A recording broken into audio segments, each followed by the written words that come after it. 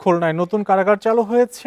আজ পুরাতন কারাগার থেকে কয়েদিদের নেওয়া হচ্ছে। আজ নেওয়া হচ্ছে 100 কয়েদিকে। এ নিয়ে বিস্তারিত জানবো, যোগ দিচ্ছেন সহকর্মী অভিজিৎ পাল। অভিজিৎ, এই যে নতুন কারাগার, এই নতুন কারাগারের ধারণ ক্ষমতা কত, আর কি কি বাড়তি সুবিধা পাবে বন্দীরা এই কারাগারে? এই যে নতুন কারাগারটি রয়েছে, এই নতুন কারাগারে এখন বর্তমানে ধারণ ক্ষমতা রয়েছে 2000। আর এই কারাগারটিতে কয়েদিরা আসলে সকল ধরনের যে আধুনিক সুবিধা রয়েছে সেই আধুনিক সুযোগ সুবিধাগুলো তারা পাবেন।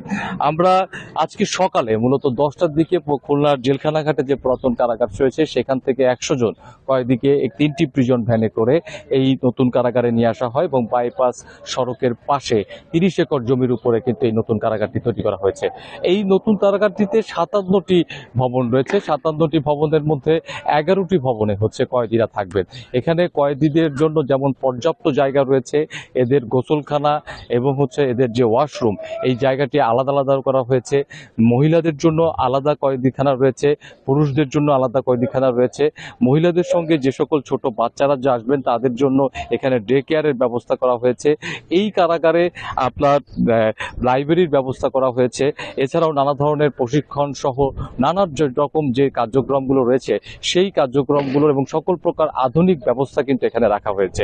এবং এখানে আরেকটি বিষয় রয়েছে যে এখানে মহিলা কয়েদিদের জন্য আর রান্নার আলাদা ব্যবস্থা রয়েছে, পুরুষ কয়েদিদের জন্যও কিন্তু রান্নার আলাদা ব্যবস্থা রয়েছে, যেটা একমাত্র বাংলাদেশে সেন্ট্রাল যে কারাগার রয়েছে সেই কারাগার ব্যতীত আর কোনো কারাগারেই নেই।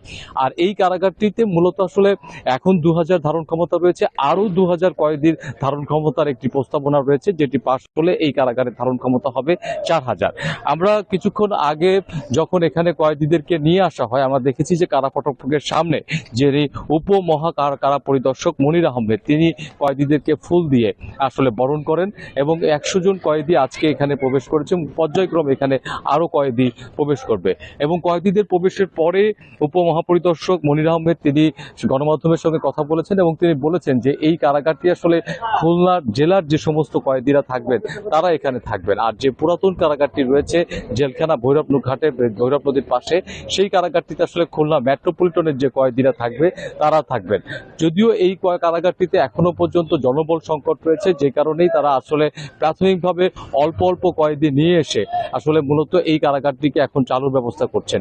2011 সালে 30 একর জমির উপরে আসলে এই কারাগারটি তৈরি করার কার্যক্রম শুরু হয়। এরপর 8 ধাপে মেয়াদ বাড়িয়ে 288 কোটি টাকা ব্যয়ে এই বছর কারাগারটির আসলে নির্মাণ কাজ সম্পন্ন হয়েছে এবং তারপর এই কারাগারটি কারা কর্তৃপক্ষের কাছে হস্তান্তর করেছে গণপূর্ত বিভাগ।